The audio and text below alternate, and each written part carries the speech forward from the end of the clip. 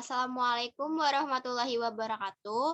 Kami dari kelompok 1 akan mempresentasikan materi 1, yaitu hakikat pendidikan dan pembelajaran.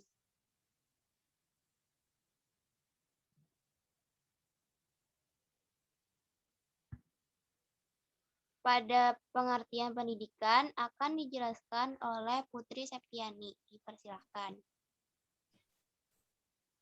Pengertian pendidikan, secara sederhana pengertian pendidikan adalah untuk proses pembelajaran bagi peserta didik untuk dapat mengerti, paham dan membuat manusia lebih kritis dalam berpikir. Dalam arti lain, pendidikan diartikan sebagai usaha sadar dan terencana untuk mewujudkan suasana belajar dan proses pembelajaran untuk peserta didik secara aktif, mengembangkan potensi dirinya untuk memiliki kekuatan spiritual keagamaan, pengendalian diri, kepribadian, kecerdasan, akhlak mulia, serta keterampilan yang diperlukan dirinya dan masyarakat. Menurut beberapa ahli, pengertian pendidikan adalah pengertian pendidikan menurut Ki Hajar Dewantara atau Bapak Pendidikan Nasional Indonesia. Pendidikan adalah tuntutan di dalam hidup tumbuhnya anak-anak. Adapun maksudnya, pendidikan yaitu menuntun segala kekuatan kodrat yang ada pada anak-anak itu agar mereka sebagai manusia dan sebagai anggota masyarakat dapatlah mencapai keselamatan dan kebahagiaan setinggi-tingginya. Menurut Martinus Jan Lefeveld, pengertian pendidikan adalah upaya menolong anak untuk dapat melakukan tugas hidupnya secara mandiri supaya dapat bertanggung jawab secara susila. Pendidikan merupakan usaha manusia dewasa dalam membimbing manusia yang lebih dewasa menuju ke kedewasaan. Adapun pengertian pendidikan menurut Undang-Undang Nomor 20 Tahun 2003 adalah usaha sadar dan terencana untuk mewujudkan suasana belajar dan proses pembelajaran agar peserta didik secara aktif mengembangkan potensi dirinya untuk memiliki kekuatan spiritual keagamaan, pengendalian diri, kepribadian, kecerdasan, akhlak mulia, serta keterampilan yang diperlukan dirinya, masyarakat, bangsa, dan negara.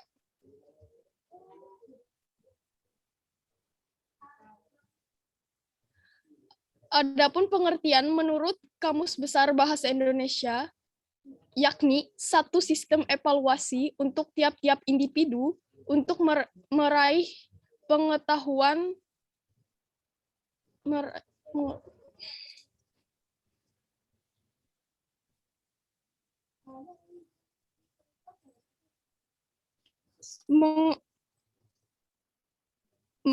meraih pengetahuan serta pemahaman yang lebih tinggi tentang objek spesifik serta khusus. Kembali kepada moderator. Baik, untuk materi kedua dipersilakan. Oke, saya akan melanjutkan materi kedua, yaitu hakikat pendidikan berdasar filsafat pendidikan Dri Karya.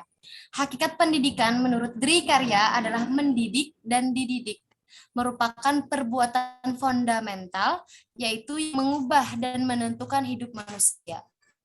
Si perbuatan fundamental yang disebut mendidik ialah pemanusiaan manusia muda, berarti homonisasi dan humanisasi, yaitu pengangkatan manusia muda sampai sedemikian tingginya sehingga dia dapat menjalani hidupnya sebagaimana manusia dan membudayakan diri. Jadi, Dri Karya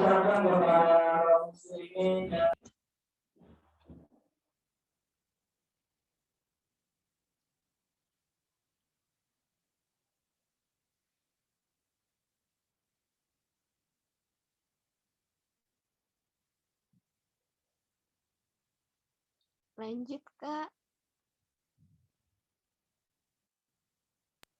Maaf, ya oke, akan saya lanjutkan kembali. Jadi, Dri Karya merupakan sosok pemikir atau akademisi dan oleh beberapa ahli dikategorikan sebagai seorang filosofi. Dri Karya juga disebut sebagai filosof itu yang memiliki semangat yang tinggi untuk menyebarkan berbagai ilmu pengetahuan kepada masyarakat. Dria Karya sendiri juga disebut sebagai pembela hak mahasiswa dan pelajar untuk melakukan penyampaian aspirasi melalui demonstrasi pada tahun 1996. Bagi Dria Karya, pendidikan merupakan kegiatan sadar untuk memanusiakan manusia muda yang disebut sebagai homonisasi dan juga humanisasi. Homonisasi merupakan proses kemanusiaan secara umum. Ini memasukkan manusia dalam lingkungan hidup manusiawi secara minimal. Berbeda dengan binatang, manusia tidak dengan sendirinya bersifat manusia sesudah kelahirannya. Tepat pada titik ini, pendidikan berperan. Sesudah masuk dalam lingkungan manusiawi dengan memenuhi kodratnya, niscaya pendidikan selanjutnya memanusiakan manusia secara khusus dalam proses humanisasi. Adapun humanisasi sendiri adalah pengangkatan manusia menuju kebudayaan yang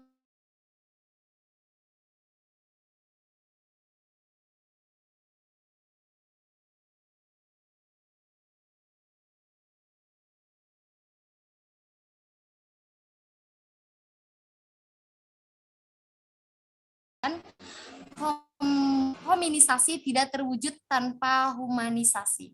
Oke, saya serahkan kembali kepada moderator. Baik, untuk materi selanjutnya, pada pemateri dipersilahkan.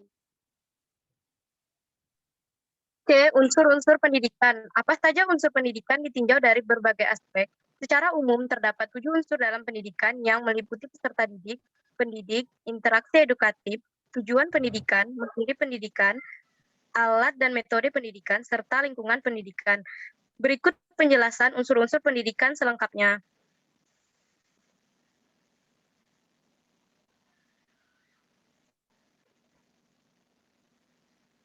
1. Peserta didik. Peserta didik berstatus sebagai subjek didik dalam suatu pendidikan. Peserta didik merupakan seseorang yang memiliki potensi fisik dan psikis, seorang individu yang berkembang serta individu yang membutuhkan bimbingan dan perlakuan manusiawi. Peserta didik juga memiliki kemampuan untuk mandiri. Peserta didik juga tidak memandang usia.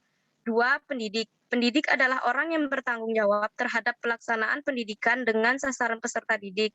Pendidik bisa berasal dari lingkungan pendidikan yang berbeda, misalnya lingkungan keluarga, lingkungan sekolah, dan lingkungan masyarakat. Oleh karena itu, seorang pendidik bisa berupa orang tua, guru, pemimpin masyarakat, dan lain-lain. Pendidik juga harus memiliki kewibawaan dan kedewasaan, baik rohani maupun jasmani.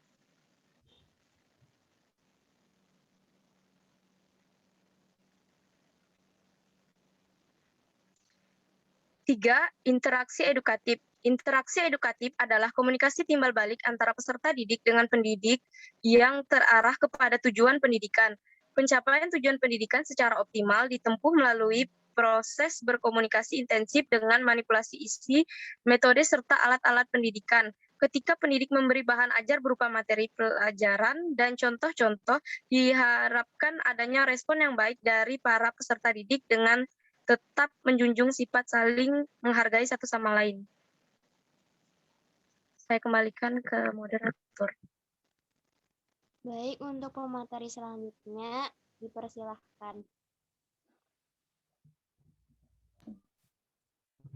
Akan saya lanjutkan. Nomor 4, yaitu tujuan pendidikan. Tujuan pendidikan merupakan hal yang ingin dicapai dalam proses pembelajaran dan tujuan ke arah mana bimbingan ditujukan. Secara umum, tujuan pendidikan bersifat abstrak karena membuat nilai-nilai yang sifatnya abstrak. Tujuan demikian bersifat umum, ideal, dan kandungannya sangat luas sehingga sulit untuk dilaksanakan di dalam praktek. Sedangkan pendidikan harus berupa tindakan yang ditujukan kepada peserta didik dalam kondisi tertentu, tempat tertentu, dan waktu tertentu dengan menggunakan alat tertentu. Tujuan pendidikan. 5. Materi pendidikan. Materi pendidikan merupakan bahan ajar dalam suatu pendidikan dan merupakan pengaruh yang diberikan dalam bimbingan. Dalam sistem pendidikan persekolahan, Materi telah diramu dalam kurikulum yang akan disajikan sebagai sarana pencapaian tujuan. Kurikulum ini menampung materi-materi pendidikan secara terstruktur. Materi ini meliputi materi inti maupun muatan lokal. Yang keenam, alat dan metode pendidikan. Alat dan metode pendidikan adalah segala sesuatu yang dilakukan ataupun diadakan dengan sengaja untuk mencapai tujuan pendidikan. Alat pendidikan merupakan jenisnya, sedangkan metode pendidikan melihat efisiensi dan efektivitasnya. Contoh alat pendidikan adalah komputer, sosial media, buku ajar, dan alat peraga. Sedangkan metode pendidikan merupakan cara penyampaian materi pendidikan dari pendidik pada peserta didik. Yang ketujuh, lingkungan pendidikan. Lingkungan pendidikan merupakan tempat di mana peristiwa bimbingan atau pendidikan berlangsung. Secara umum, lingkungan pendidikan dibagi menjadi 3, yaitu lingkungan keluarga, lingkungan sekolah, dan lingkungan masyarakat. Ketiganya sering disebut sebagai tripusat pendidikan. Saya kembalikan kepada moderator. Baik, untuk materi terakhir, kepada pemateri dipersilakan. Baik, pendidikan sebagai sistem. Sistem berasal dari bahasa Yunani, sistema yang memiliki arti sehimpunan bagian atau komponen yang saling berhubungan secara teratur dan merupakan suatu keseluruhan. Bisa dibilang sistem adalah istilah yang mempunyai makna sangat luas dan bisa dipakai sebagai sebutan yang melekat pada sesuatu. Sebuah perkumpulan atau organisasi bisa disebut sebagai sistem, lalu orang-orang menyebutnya sistem organisasi. Begitu juga dengan pendidikan. Sebagai sebuah sistem, pada akhirnya orang-orang menyebutnya sistem pendidikan. Next, moderator. Adapun pengertian sistem menurut para ahli. Menurut Roger A. Kaufman, sistem adalah jumlah keseluruhan dari bagian-bagian yang bekerja secara independen dan bekerja sama untuk mencapai hasil yang dikehendaki berdasarkan asas kebutuhan. Sedangkan menurut Noto Nagoro, sistem adalah suatu rangkaian keseluruhan kebutuhan kesatuan. Dalam Webster New International Dictionary disebutkan bahwa sistem merupakan suatu kesatuan kompleks yang dibentuk dari berbagai bagian yang tunduk pada rencana umum atau mengabdi suatu ketujuan umum dan sekumpulan objek yang bekerja sama dan interaksi yang teratur atau interdependensi. Dari beberapa definisi di atas bisa ditarik kesimpulan bahwa sistem adalah rangkaian keseluruhan kebulatan kesatuan dari komponen-komponen yang saling berinteraksi untuk mencapai suatu tujuan. Next, moderator.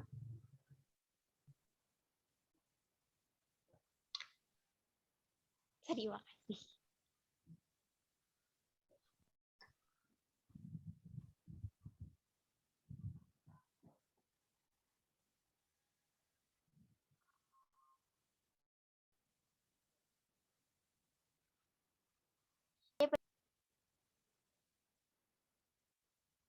Baik, sekian dari presentasi kami.